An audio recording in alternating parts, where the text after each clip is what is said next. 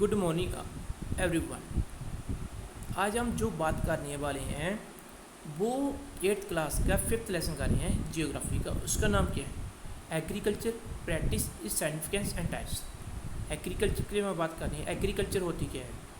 खेती बाड़ी को कहते हैं, जो हम क्या करते हैं प्रोड्यूस करते हैं। उसको प्रोड्यूस करने का मीनिंग क्या कि हम अपनी नीड्स को पूरा करने के लिए इस एग्रीकल्चर करते हैं। जैसे खाने के लिए हो गया, वीट को राइस को उगाने के लिए खेती करती हैं, जब कपास की खेती करते हैं। ये सभी एग्रीकल्चर है। ये किस प्रकार की होती हैं, ये कौन कौन सी टाइप्स होती हैं, इन सभी की हम डिटेल में बात करेंगे आज। और ध्यान से सुनिए। Are you ready? पहले हम जो बात करने वाले हैं इंट्रोडक्शन के बारे में बात करेंगे कि क्या है एग्रीकल्चर का मीनिंग क्या है। एग्रीकल्चर कम फ्रॉम एक लैटिन भाषा है, उसके वर्ड्स में आया है एगर एंड कल्चर।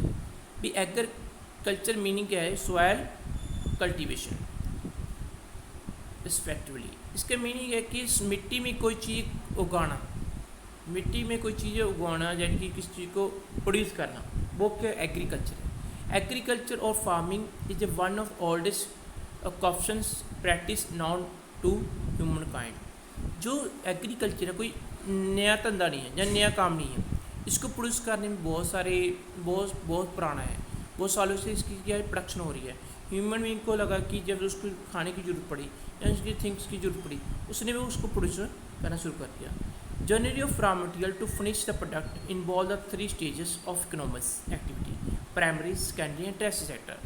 यदि हम रॉ मटेरियल के रूप के बाद उसको फाइनल टच देते हैं, इसमें 3 स्टेजेस आती हैं। कौन कौन सी है? Primary sector, secondary sector, tertiary sector. Primary sector वो होता है जो चीज़ हमें धरती से डायरेक्टली प्राप्त हो जाती है, जैसे खेती बाड़ी, ये प्राइमरी सेक्टर है। मिल्क है, ये प्राइमरी सेक्टर है, जो हमें नेचर से डायरेक्टली प्राप्त हो जाती हैं। जो आपकी माइंस होगी, ये भी प्राइमरी सेक्टर है। सेकेंडरी सेक्टर वो होता है कि जिसके द्वारा हम रॉ मटेरियल से कोई न्यू चीज़ बना दें, हम फैक्ट्री में बनाएं, उसको मैन्युफैक्चरिंग कर दें। जैसे आपने क्या कर दिया, कॉटन है, रूह है, रूह से फैक्ट्री में क्या बन गया? कपड़ा बन गया। कपड़ा बनने के बाद उसकी शर्ट बन गई। ये क्या हुआ? सेकेंडरी सेक्टर होगा। यानी कि जो चीज़ रॉ मटेरियल के द्वारा उसके न्यू चीज़ बनाई जाए फैक्ट्री में, उसको क्या कहते हैं हम? क्या कहेंगे हम उसको? सेकेंडरी सेक्टर के। सेकेंडरी सेक्टर का मीनिंग क्लियर हो गया कि जैसे हमके पास रूह है, कॉटन है, कॉटन को क्या कर दिया अपनी फैक्ट्री में रखेंगे, फैक्ट्री में उसको क्या बना दिया? अपनी रूह है, रूह को क्या कर दिया? उसको फैक्ट्री में लेके उसका क्या बना दिया? कपड़ा बना दिया, क्लॉथ बना दिया। तो ये क्लॉथ बना हुआ है, ये आपके लिए क्या होगा? ये सेकेंडरी सेक्टर का। टर्शियरी सेक्टर का मीनिंग क्या है? सर्विस प्रोवाइड करना। जैसे आपकी रोड है, रोड के ऊपर ट्रक चलते हैं, ट्रांसपोर्ट चलती है, जो आपको सर्विस प्रोवाइड कर रहे हैं कि आपका सामान जो मानसा है वो दिल्ली लेकर जाना है, वो क्या हो गया? सर्विस होगी। आपको मैं टीचिंग कर रहा हूँ, ये भी सर्विस सेक्टर में था। बैंक जो आपको पैसा देता है, जब पैसा बैंक में जमा कराते हो, जो सर्विस दे रहा है, ये भी आपके क्या है? टर्शियरी सेक्टर, जो आपको सर्विस प्रोवाइड कर रहा है, ठीक है, वो आपके अंदर क्या होता है? टर्शियरी सेक्टर आता है। तो 3 प्रकार की जो चीज़ें आती है, primary sector, secondary sector, tertiary sector. Tertiary sector का मान लीजिए आपकी फैक्ट्री में जो सामान बना है, वो फैक्ट्री के सामान को आपने आगे लोगों को बेचना भी है। तो मान लीजिए बम्बे की फैक्ट्री के बना है, तो मानसा पहुँचना तो ट्रांसपोर्ट से आएगा, रेल में आएगा, ट्रकों में आएगा। तो ये टर्शियरी सेक्टर ये बहुत बड़ा रोल अदा करता है। टुडे हम जो बात कर रहे हैं वो एग्रीकल्चर मोस्ट फंडामेंटल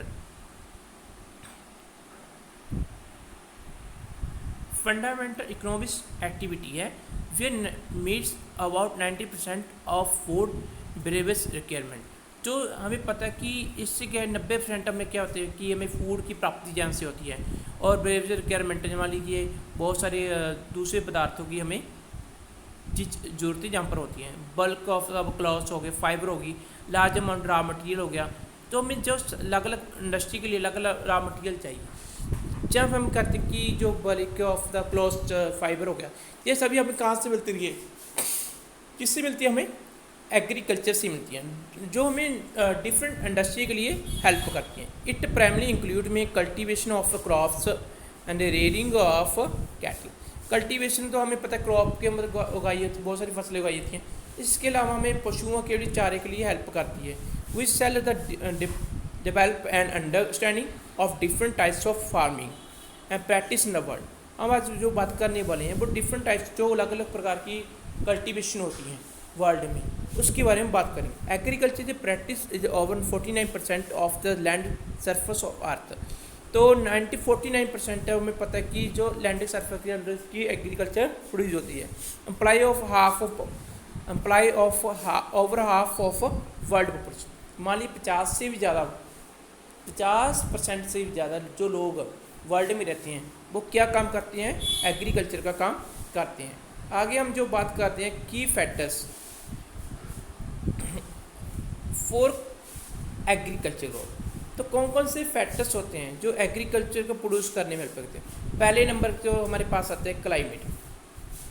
तो क्लाइमेट है कि किस प्रकार का क्लाइमेट है, गर्म क्लाइमेट है, ठंडा क्लाइमेट है, मौसमी क्लाइमेट है, किस प्रकार का क्लाइमेट है, वे डिपेंड करता है। यदि क्लाइमेट अच्छा होगा तो कल्टीवेशन अच्छी होगी, यदि क्लाइमेट गर्म होगा तो कल्टीवेशन उस प्रकार की होगी। तो climate is a dominant of factors influence agriculture. Plants thrives best under the certain temperature condition which that determines the growth of plant.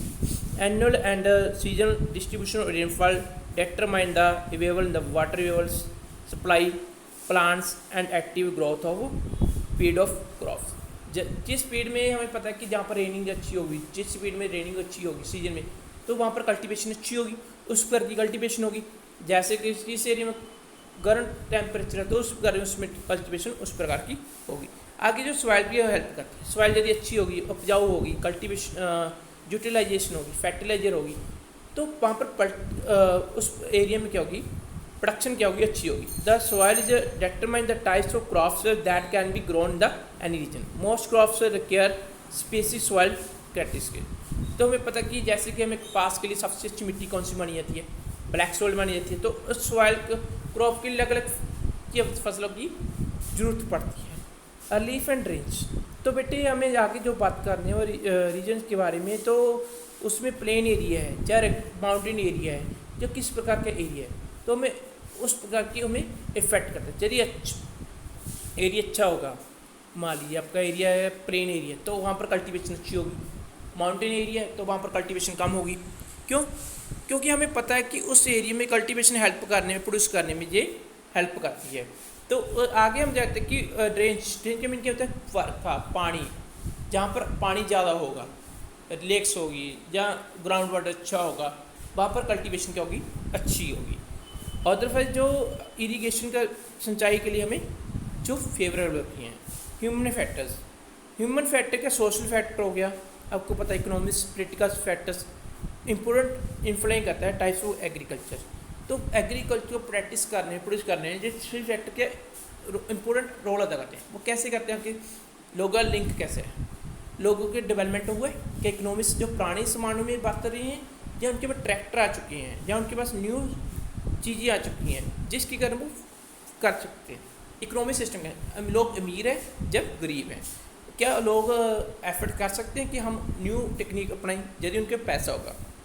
तो ये सभी चीज़ें क्या कहते हैं, इफेक्ट करती हैं। Even the crops and animals are grown the rice. आगे हम जो बात कर रहे हैं next, the agriculture activity primarily concerned in the this regions where the factors for suitable agriculture growth. आगे अगर टाइप्स ऑफ फार्मिंग यदि हम बात करते हैं, there are different types of farming है एग्रीकल्चर में that prevent throughout the world. The scale of activity, the crops grown, and the methods used to yield 4 major elements consider the study of type of culture। 4 element की हम बात करते हैं कि कैसे हम किस किस प्रकार की कल्टीवेशन करते हैं, जब प्रोड्यूस करते हैं, उसके बारे में डिटेल में पढ़ेंगे। तो आगे नेक्स्ट देखते हैं कि क्या बनता है। The farming can be classified into 2 main types. जो फार्मिंग हम 2 इसमें बांट रहे हैं, एक सब्सटेंस फार्मिंग, एक कमर्शियल फार्मिंग। जो अब मैं आपको बता दूँ, जो आपकी पता है कि पढ़ने में पता चलता है, सब्सटेंस फार्मिंग का एक छोटे एरिया में, एक छोटे प्लॉट में उगाई जाती है, उसको सब्सटेंस फार्मिंग कहते हैं। कमर्शियल फार्मिंग कहती है जो बड़े एरिया में उगाई जाती हैं और उसको बेचा जाता है और ज़्यादा कमाई की जाती है, वो कमर्शियल होती है। सब्सटेंस फार्मिंग में क्या होता है कि इसमें काम होती है, वो घर की नीड्स को ही पूरा हो जाती है। पहले हम जो बात कर रहे हैं वो प्रिमेटिव सब्सटेंस फार्मिंग की बात करते हैं। In this types of farming के practice same field are cultivated again and again after the period following and farming the community stay the permanently in the one place. तो इसमें क्या होता है, इस प्रकार की फार्मिंग होता है कि सेम फील्ड होते हैं, वही फील्ड होते हैं कि वहाँ पर गेन की कल्टीवेशन होती रहती है और वो लोग वहाँ पर ही रहते हैं। The farming do more carefully job of preparing the land and cultivation the crop. जो फार्मर होते हैं ना, वो क्या कहते हैं कि बड़े केयरफुली करते हैं कि हम क्या करें कि हमारे पास ज़मीन तो कम है, ज़मीन कम होने के कारण हमें क्या इस प्रकार की कल्टीवेशन की जाए कि प्रोडक्शन क्या हो सके, ज़्यादा हो सके। आगे हम जो बात कर रहे हैं कि the sedimentary farmers who stay in the practice agriculture in the one place. एक जगह पर क्या करते हैं, कल्टीवेशन करते हैं। They often sell their surplus and to nearby village. जो हमने फसल होती है उनको क्या करते हैं, जो ज़्यादा फसल होती है घर की फसल रखी और जितनी उसकी फसल ज़्यादा हुई है उसको क्या करेंगे, बेच देंगे। क्या करेंगे, उसको बेच देंगे। ऑर्गेनिक्स फर्टिलाइजर, ये कौन कौन सी चीज़ों की जो ऑर्गेनिक फर्टिलाइजर होती है, जो आपकी कहते हैं घर की बनी होती खाद होती है, जो आपकी गांव की बनी हुई खाद होती है, गोही की खाद, उसके बारे में बात करें। ऑर्गेनिक फर्टिलाइजर का जो स्पेशली एनिमल जो मैन्यूर होता है और and night soil and human waste हो गया, इन सभी को जो ह्यूमन वेस्ट वगैरह हो गया, इन सभी को कहते हैं फर्टिलाइजर के में यूज करते हैं, जहाँ जो मिट्टी की जो उपजाऊ शक्ति क्या हो सके, बढ़ सके। Regular supply of the water in the cares for irrigation. तो हमें पता है कि जो रेगुलर सप्लाई करते हैं वाटर इरीगेशन के लिए in the order grow the crop, जहाँ जो पूरे साल में क्या हो सके, उनकी प्रोडक्शन क्या हो सके, अच्छी हो सके एंड डेवलपमेंट हो सके। द क्रॉप्स में क्या ये फसलें क्या कौन सी आती हैं, इसमें सर्स आती हैं, जो हमके दालें करते हैं, मार्च हो गया, सोयाबीन हो गया, बीट हो गया, बरेली हो गया, इन सब प्रकार की ये फसलें उगाई जाती हैं। इसके कैसवा, जान, पोटैटो, फ्रूट्स, वेजिटेबल्स, इस प्रकार की जो फसलें क्या आती हैं, उगाई जाती हैं। क्रॉप रोटेशन का मीनिंग होता है कि इस सीजन में मान लीजिए आपने क्या किया, अभी क्या करो, राइस उगा रहे हो, राइस के बाद आपने क्या कर दिया, आपने कणक उगा दी। उसके बाद नेक्स्ट ईयर में क्या कर दिया आपने कि राइस की जगह आपने कॉटन उगा दिया। अलग अलग रोटेशन करते रहते हैं ताकि जो उपजाऊ शक्ति बनी रही। The crops rotation is a practice increase the soil fertilizer. तो यदि क्रॉप हम रोटेट करेंगे, एक फसल नहीं उगाएंगे, अलग अलग एक सीजन में अलग अलग उगाएंगे, जिसके कारण इसकी क्या उपजाऊ शक्ति क्या होगी, इंक्रीज हो जाएगी। For intense leguminous of crops like beam at the nitrogen to soil. तो जो दालें वगैरह होती हैं वो उस प्रकार की फसल होती है ना, ये क्या करती है, नाइट्रोजन की उपजाऊ शक्ति है इंक्रीज कर देते हैं। Such increase the soil fertilizer, जिस सॉइल की फर्टिलाइजर को क्या इंक्रीज कर देते हैं and therefore use for rotation. तो जो कहते हैं कि फसलों को क्या कहते हैं, रोटेट करते रहते हैं। Metro tills are more intensive and more man power use. तो मेट्रो टिल कैसे है, वो भी एक कहते हैं कि intensive and more man power use की जाती है। द क्रूड इम्प्लीमेंट हो गई, एनिमल ड्रॉन्ग्स प्लग्स हो गई आर कॉमन। जो and animals like fellow pigs cow are keeped in the draught animals and to provide the milk and meat. तो ये हमें क्या करते हैं कि जो एनिमल्स होते हैं, ये काउ हो गया, जब बफेलो हो गया, ये एग्रीकल्चर में प्रोड्यूस किए हैं, इनको एग्रीकल्चर के रूप में ही क्या होता है, काम किया जाता है, उनके फार्मर की हेल्प करते हैं। इसके अलावा जो फार्मर को क्या मिलता है, दूध मिलते हैं, जब मीट वगैरह इसको मिलता है फार्मर को। This types of agriculture can be sustain large population the permanent basic. तो सबसे पहले हम आगे बात करने वाले हैं, एक टॉपिक के बारे में बात करेंगे, वो हमारे पास है शिफ्टिंग कल्टीवेशन। इसको स्लेज से बर्निंग कल्टीवेशन भी कहा जाता है। यह मेनली ट्राइबल पीपल करते हैं। ट्राइबल पीपल वो होते हैं जो कबीले के लोग होते हैं, जो कबीले में रहते हैं, वो उस प्रकार के लोग हैं, इसको यूज करता है। This practice is one of the oldest form of migratory. ये एक पुराना तरीका है माइग्रेटरी करने का and agriculture. After 2 and 3 years of production vegetation and grain the crops on the recently clear piece of land. ये कहते हैं कि जो जंगल वगैरह होते हैं उसको साफ कर देते हैं, उसके बाद उसको कहते हैं उसमें अलग अलग प्रकार की फसल उगाते हैं। The migrate habitation it the another newly cleared plot. जब उनको लगता है कि ये प्लॉट हो चुका है, जो पुराना प्लॉट है वो ख़त्म हो चुका है, वो फर्टिलाइजर नहीं रहा, वो न्यू ज़मीन को ढूंढते हैं, वहीं पर उसको क्या करते हैं, कल्टीवेशन करते हैं। Each time a spot of virgin forest is letters as the more productive. Trees, bushes are cleared by slashing and reminding the vegetation burnt. Vegetation कर उन्होंने करके पहले उनको के बड़े बड़े दरख्तों को साफ कर दिया, काट दिया, उसके जो मतलब कि जे ज़मीन में थोड़ा कुछ और पड़ा है प्लेन करने के लिए, उसको क्या कहते हैं, उस दरख्तों को जला देते हैं। तो इसके लिए स्लेशन बर्निंग कहा जाता है कि स्लेश के बिन के पहले दरख्तों को जो ज़मीन होती है को साफ़ करना, काट कर उसके बाद क्या कहते हैं जंगलों को काट देती है, और उसके बाद जो बची हुई रहती है रैन को उसको जला देते हैं। बाद उसको cultivation ashes at the potash soil, this seeds are sown after the rain. वो कहते हैं कि जब सीड को कहते हैं सोवन करते हैं, उगा देते हैं, बोझ देते हैं इनको, किसको, सीड को, बीजों को, उसको क्या कहते हैं after the rain. The plots are small, इनके प्लॉट होते हैं वो स्मॉल होते हैं, बड़े नहीं होते। Scatter patches till the land surrounded by broad stretches forest and grassland. वो कौन से होते हैं हमें पता है, ग्रासलैंड हो गया जो फॉरेस्ट, उसको जो प्लॉट होते हैं उसको क्या कहते हैं, उसको बना लेते हैं, वहाँ पर उसकी कल्टीवेशन करते हैं। क्रॉप्स कल्टीवेशन इंक्लूड्स में मैंस, जाम, मिल्ट्स, माज एज वेल ट्रायस, पीनट्स, कुचम्बस, टमाटो, बनाना आदि प्रकार की फसल क्यों कहते हैं वो कल्टीवेट करते हैं।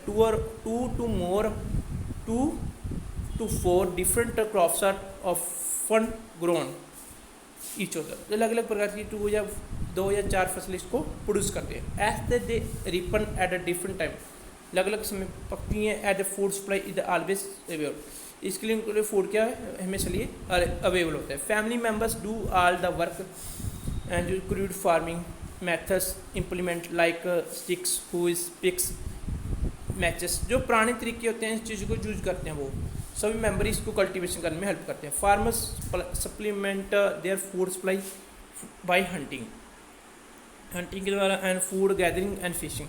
और उसके अलावा फूड के लिए भी क्या करते हैं, वो हंटिंग वगैरह करते हैं, फूड को गैदरिंग करते हैं, फिशिंग करते हैं, जिसके उनका सिस्टम चल पड़ते हैं। आगे हम कहते हैं सम कीप फ्यू पोल्ट्री गोड्स भी रखते हैं, मुर्गियाँ भी रखते हैं, गोड्स भी रखते हैं। वंस सॉइल जब फसल क्या डिक्रीज हो जाती है, जब सॉइल रीजन हो जाता है, उसके बाद क्या करते हैं फार्मर उस जमीन को छोड़ देता है, आगे उसके लिए चला जाता है। The constantly the build only and temperature setters the produce जब फॉर फैमिली। वो जो प्रोड्यूस करते हैं वो कोई कमर्शियल फार्मिंग के लिए नहीं करते कि वहाँ पर जाकर बेचने वाली, नहीं, ये सिर्फ अपने घर की लोड्स के लिए पूरा करते हैं, इसलिए ये प्रोड्यूस करते हैं। एंड इस surface is solid for exchange and with in the village community. यदि उनके पास जारी हो जाती है फसल तो क्या करते हैं, वो क्या करते हैं कल्टीवेट उसको गांव में बेच देते हैं। कुछ प्रकार की फार्मर भी होते हैं कि जिनके पास जारी फसल हो जाती है वो उसको बेच भी देते हैं। Therefore is the types of subsistence agriculture. इस प्रकार की जो एग्रीकल्चर को सब्सटेंस फार्मिंग का रहता है only. In the fact many of shifting cultivation changes to the secondary subsistence agriculture. I think आप लोगों को समझा गया होना। Thank you.